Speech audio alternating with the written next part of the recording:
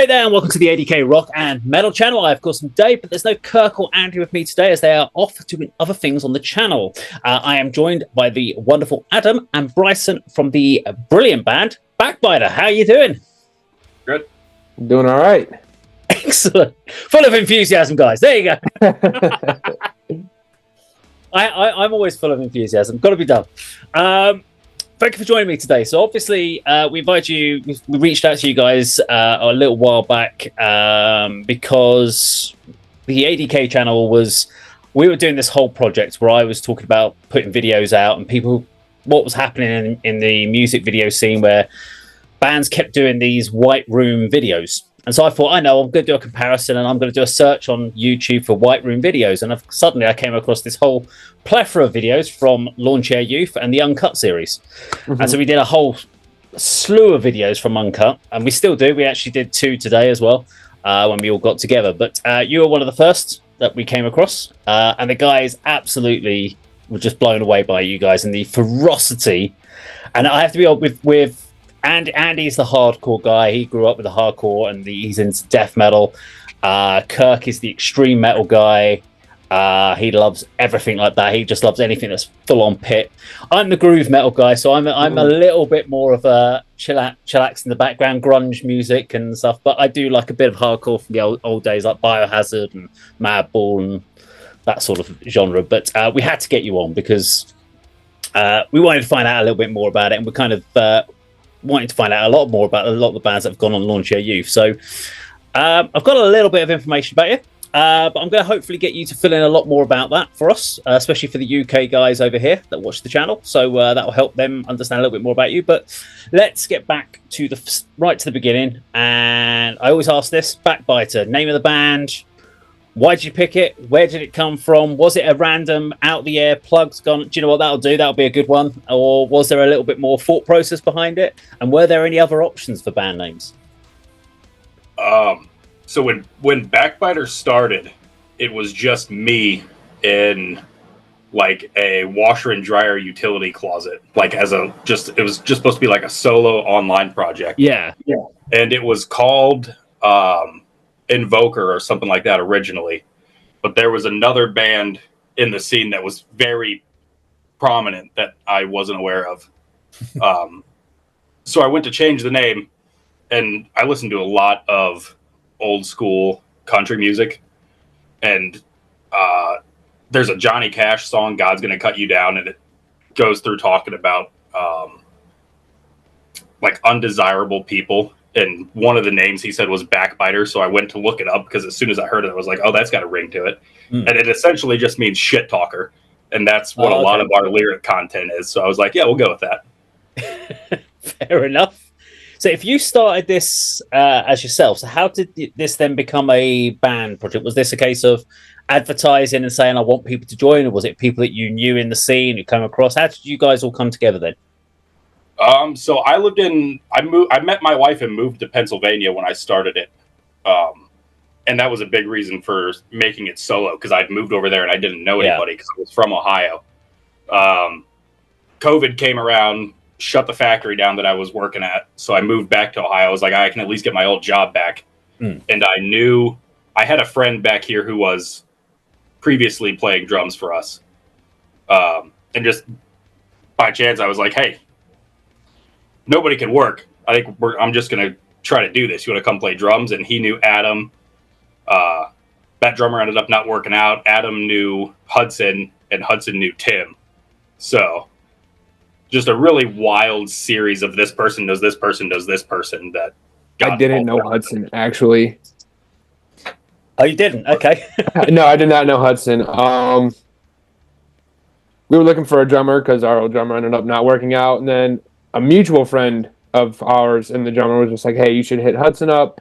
Hudson had a video of a drum cover from a Spite song. I think it was The Root of All Evil. They were doing a drum cover of that.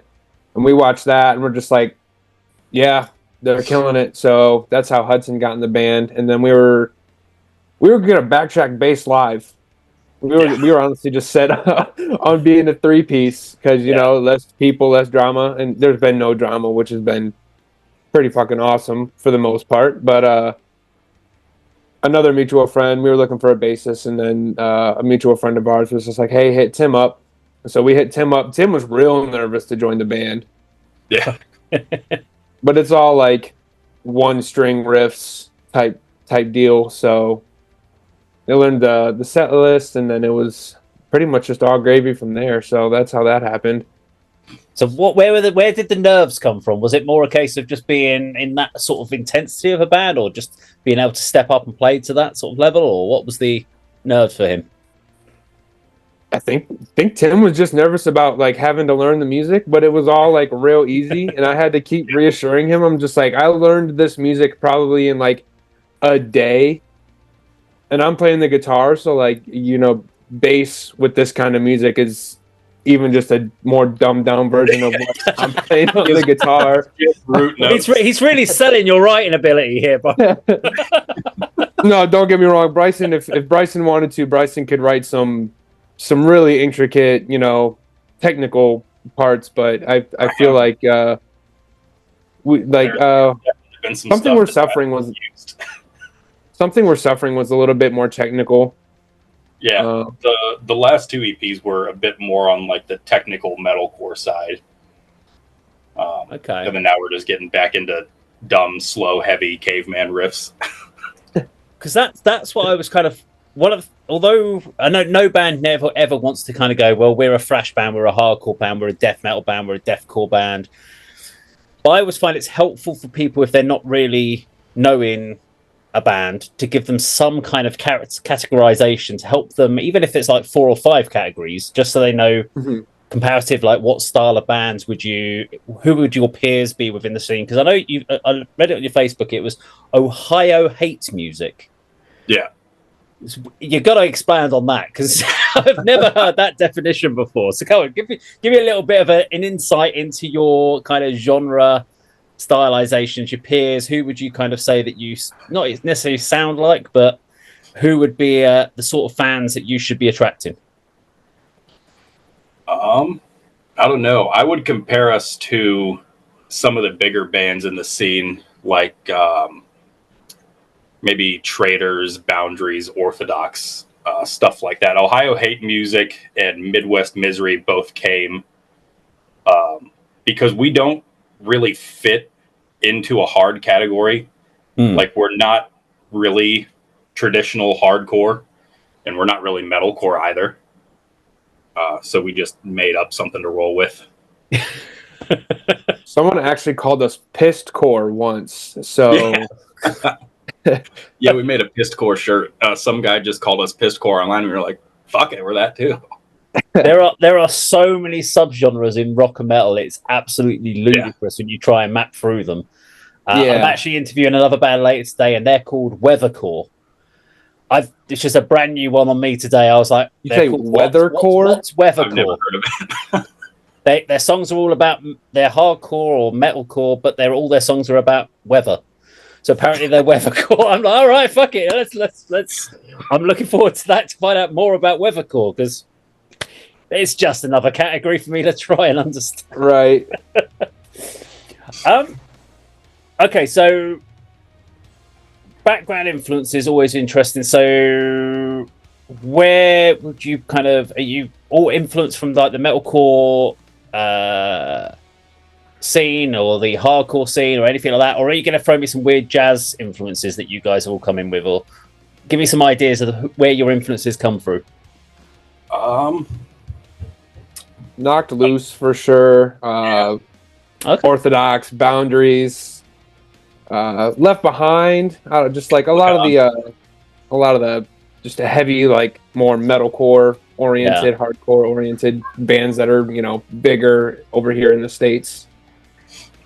Okay, it's a weird question. I don't always ask it. It's just because I know some people do like to know what sort of influences bands have. Yeah, they never sound like the band that they influenced by, but it's always nice to find out about them.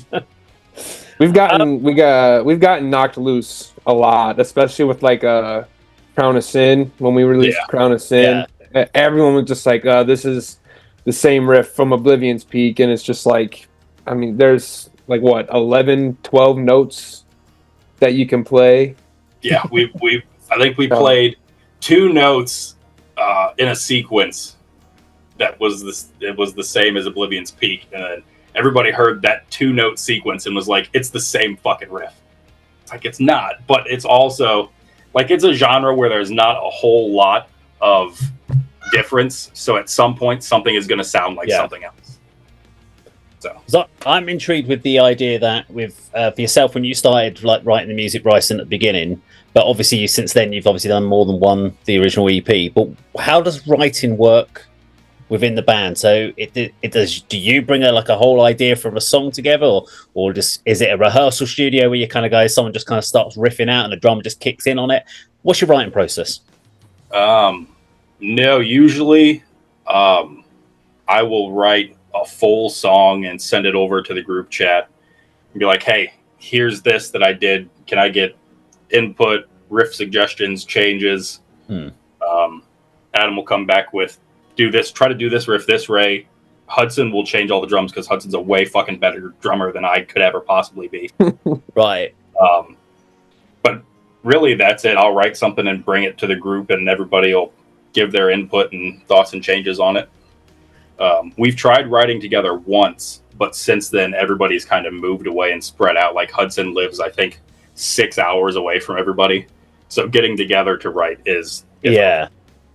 This seems to be something I've noticed because obviously we talk about it in the UK where like my bass player in my band lives 10 houses away from me.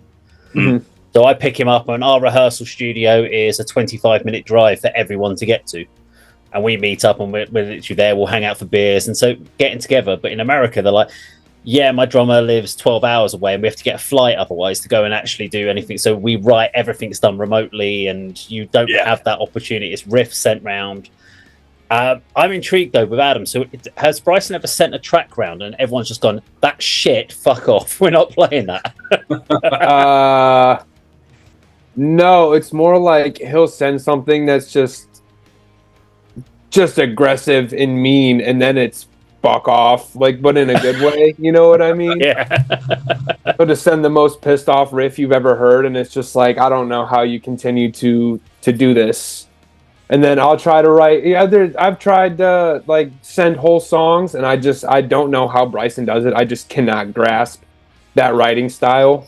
Yeah. And so, I mean, he literally just writes pretty like 99% of everything. There's a couple of riffs on the EP that we have coming out in a couple of months. There's a couple riffs on there that I, helped with and everything. But for the most part, he just writes and writes and writes, and he'll send everything. We'll give input, and then, Hudson will go in and change the drums, and then that's pretty much the writing process for everything that we've done so far. So, because I've got to ask, with the drums, do you play the drums yourself and then to track it as a guide, and then send it over, or is it all programmed in drums? It's all programmed MIDI. Okay. If I tried to actually play drums, it would be fucking horrendous. I have zero coordination, but like I can hear stuff and know, okay, that sounds good or this sounds right. Yes, because as a drummer myself, if one of the guys in the band sends me a track with drums on, I'm like, yeah, that's lovely. That's not what I'm playing, but well done for sending me that, because that's not my drumming style. They'll send me like blast beats and stuff, and I'm like, classic case of guitarist writing classic case of guitarist writing the drums. Yeah. It sounds insane. I'm like, yeah, it does. I'm never playing it though, so don't get your hopes up. It's fine. It's going to be a standard 4/4 beat over the top.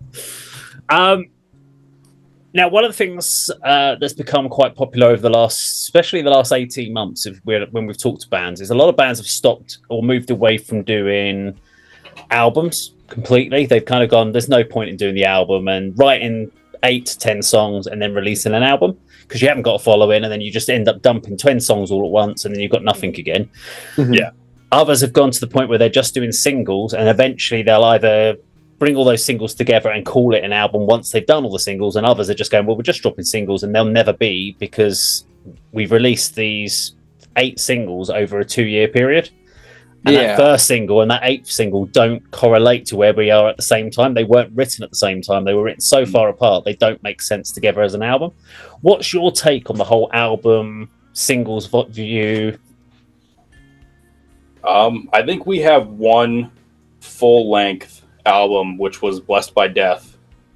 And then everything else we've released has been EPs, which I think has benefited us in a huge way, because I think the scene that we're in specifically is so oversaturated with music. Stuff's always coming out. If you're taking a year in between releases, you can lose a lot of steam that you have.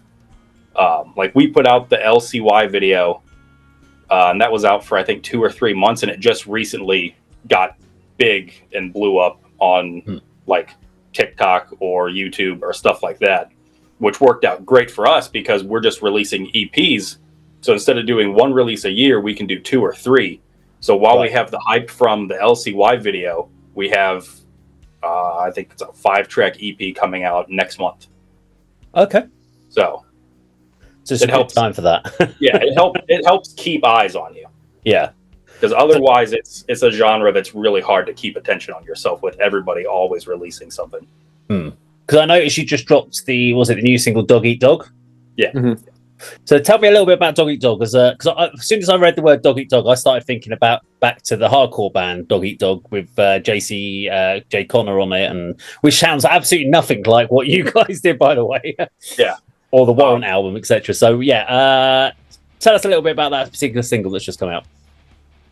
Dog Eat Dog is going to be a hilarious song to explain to people how it came about. Go for it. I dreamed one night that we were playing a show, and that's the song that we played. So I was lucid dreaming enough where I was like, hold on, what is that? So I woke up, immediately texted the group chat. I was like, hey, I just had a dream about almost a whole song. I'm going to record it and send it to you guys. So I lucid dreamed it well enough that I could remember it, taught myself how to play it, recorded it, sent it over to them, and they were like, yeah, that's it. Nice. So, yeah. It's the most ridiculous thing you've ever heard. You now know that you have to always dream all your songs going forward now. Yeah, I think that's the only one that's happened like that. Because I noticed you've obviously got a few videos, but one of the things, again, bands have moved away from in recent years. It's very hard nowadays for bands to put any music videos out. We're seeing a lot of visualizers and lyric videos. Mm-hmm. Personally, I hate both of those with a massive passion. I absolutely hate reviewing them on the channel because I understand the requirement for them, but I personally love a music video. Yeah. But in certain genres, especially the hardcore genre, there's very little in the sense, or hardcore deathcore, there's very little storytelling. So having a storytelling, I love storytelling videos that take you on a journey and explain what the story's about, etc. Don't tend to get that in your sort of scene. But what's the challenges, I guess, for a band like yourself to kind of go, well, we need, apart from the fact that you're 6 hours distance away, but putting music videos out for your content?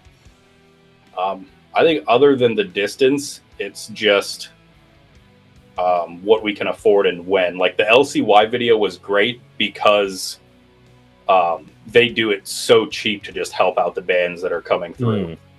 Actually finding a good videographer to put together a good music video with a good storyboard is pretty pricey sometimes. And there's not a load of money to be made from the scene that we're in either. No. Like once you factor in merch and then traveling for shows, we did a 3-day run with Place Blame last year.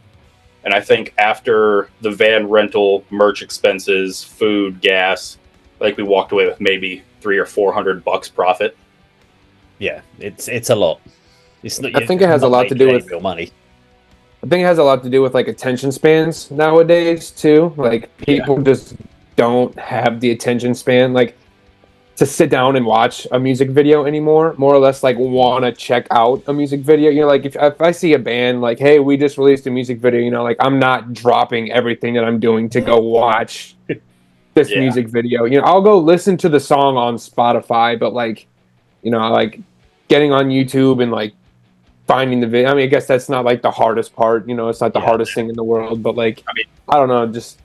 Yeah, I'm guilty of that too. Like I love I Am. And I haven't watched a single one of their new music videos. I stream it every day on Spotify, but I don't know. I think I it's personally just never have the time to go sit down and watch a music video. it's just easier to like because I drive a van. That's how I make I drive for FedEx, and I don't have time to sit there and watch a music video while I'm delivering packages. No. I can toss an album We on. hope that you shouldn't be doing that. So Exactly. Exactly.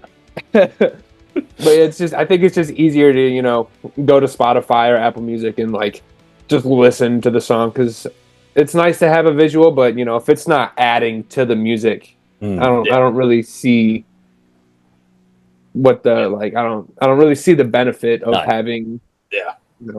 I remember going back to like the 90s and feeling that watching music videos back then from like the hardcore bands, thrash metal bands, stuff like that, they still resonate with me because that was such a scene and such a thing that that's what I'll remember about those bands, whether it was like old school Biohazard, Tales from the Hard Side video and stuff like and Punishment and stuff like that. I'll remember those videos because that was my introduction.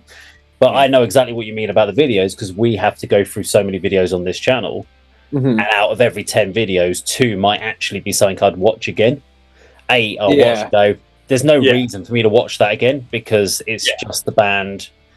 It's a visualizer, or there's nothing happening in the video. Yeah. There's nothing there for me, so there's no reason for me to go back for it. And I think that is a big problem, that we have lost the ability, because of the cost, to do quality, entertaining videos. And of course, things like TikTok and everyone's got the attention span of about 30 seconds, which is great. It's definitely the cost too, because when you get into it, like a really nice quality music video with a great storyboard could run you upwards of $1,000. Oh, easy, probably more, to be honest with you. And it's like, how much money would we make on that compared to if we put that $1,000 into merch for shows or stuff like that? And it's what's more profitable. It's a tough one. I mean, I as a videographer myself, I know with the bands that I work with, I do like real cut price deals with, because they're all like local scene bands, and they'll come to me because I do like live performance capture, or I'll do storytelling, and I have that same challenge of where my time has to cost something. But let's see if we can cut costs on. Let's use free venues. Let's borrow people's off. Do you have an office that you work in? Let's use that, and we'll shoot the video partly in there. Where can we cut every cost? And how can I get my editing as short as possible? So my video time, and can I shoot it in 2 hours, and all of those, just to try and keep their costs down. Otherwise, I'm doing it all for free. But it's a real tough one, because the band might pay £600 or £600 to do this video, and they'll have a great video at the end of it, but they'll get, we've had 400 views on it, and I'm like, I can't do anything more. I can't promote your video. But you've got something to use now. Get you views. It's a challenge, but so I'm intrigued that in your scene, I want to talk about shows, because what's the craziest thing you've seen in one of your shows so far to date? There's definitely, I can see in your faces, there's a story there. You've got to tell me whatever is going on in your head right now. You've got to tell me it. There's been a lot, especially at our hometown shows in Toledo. People come out and it gets out of hand pretty fast. Our buddy Zyler usually will come out and he'll photograph our sets. Then every now and then he just decides, fuck it, and he's going to go pit. And the one night, I think we were 3 songs in, dropped his camera, went back, threw his forearm back to pit, and I think he fractured his forearm in a couple places. There's been people that have been picked up and spun around and thrown. I spin our bassist around every show. I grab him up and I'm just in the middle of the floor spinning him around. I mean, just like aside from your fights, there's going to be fights at these shows because people are dicks and don't know how to handle like getting accidentally hit. I'm not with the targeting shit, but like you get accidentally hit, like don't start a fight over it. You're standing on the edge of the pit, like it's gonna happen. Yeah, and that's something I do want to talk about, which is that kind of mentality of crowd killing, which goes on now. Within a lot of the other metal genres, you don't get that, but within deathcore, hardcore, metalcore, it exists. And I have watched many. I've filmed many gigs at the back. I've had all my cameras set up, and I've seen the walls of death going into people doing crowd killing, like literally jumping off the side of the stage and doing sort of like drop kicks into the audience, and then doing windmilling and all sorts of stuff going on. Yeah, and I agree that it basically, if you know it's happening, so don't go and stand in the pit. Let the people that want to be in there be in there. Yeah. When is it too much? Have you been at a point where it's gone, hang on, whoa, stop. You're taking it too far, guys. I think where it becomes too much? I think any intentional targeting of a person or group of people, especially if you don't know them, is too much. Like, I crowd kill at shows, but I crowd kill people that I know.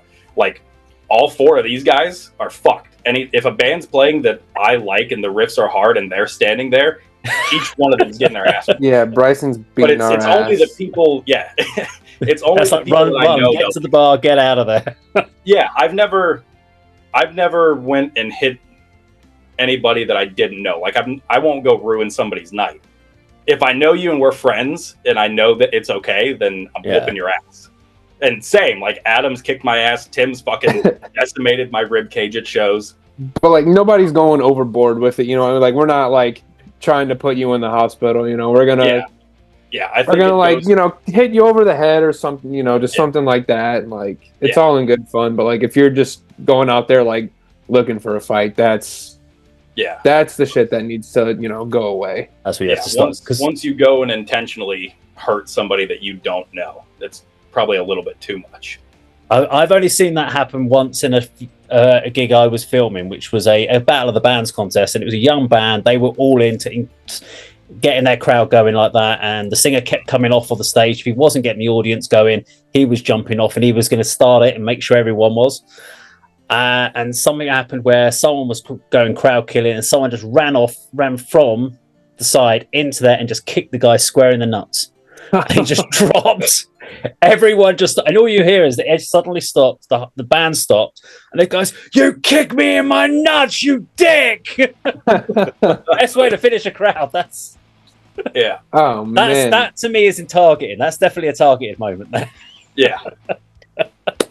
Yeah. That's like one of the unspoken rules. You don't target the nuts. That's you gotta leave the basket alone. Square in them. Yeah, like, come on now. We're all adults here. That's like the schoolyard bullshit. Leave that in elementary school. Anyway, back to questions. I did have another question. I have to ask then. So, as a band in 2024, going where we are, we know that obviously one of the biggest challenges is around finances. But what are the challenges for a band like yourselves to get your music out there, to stay relevant, to get more shows? What are the big challenges for you? I'd say the biggest challenge right now is our drummer living in Chicago.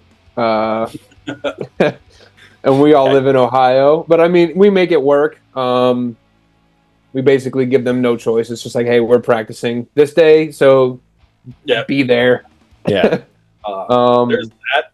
I think the DIY aspect that we have also has its own challenges, because like, we don't have any management or promotion team or label or anything like that backing us. Everything's completely by ourselves, so we have to rely on connections that we've made with promoters or venues to keep getting shows booked there, and then we have to keep the fans that we have entertained enough to where they tell people about us, because nobody's posting our music in like suggested pages on the internet or stuff like that to keep it in the algorithm.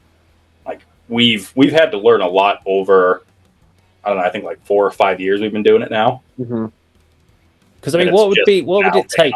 I mean, what would it take for you guys as a band to be able to do this as a living? What would that need to look like for you guys? Winning the lottery. Yeah.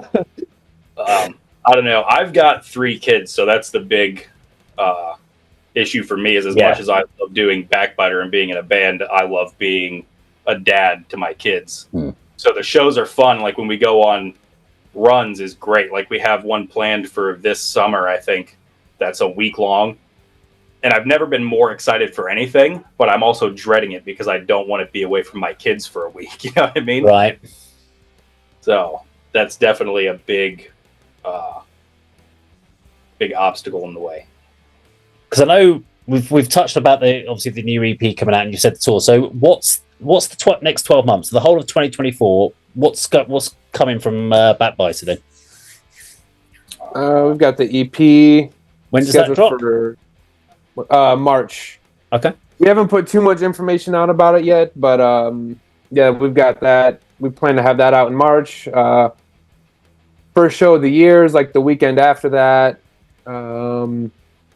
Couple shows in between now and July when we go on the tour. We've got a fest planned in Louisville in October, and then we'll probably just put out a couple more songs. We don't really like fill out like a goal or a calendar or anything. We kind of just take it day by day, and if something pops up, then we talk about it. If we want to put out new music, we'll start talking about that. So it's kind of like disorganized, but I mean we keep it all together. The group chat's chaos sometimes, but yeah, for the most part, yeah, it's just take it one day at a time.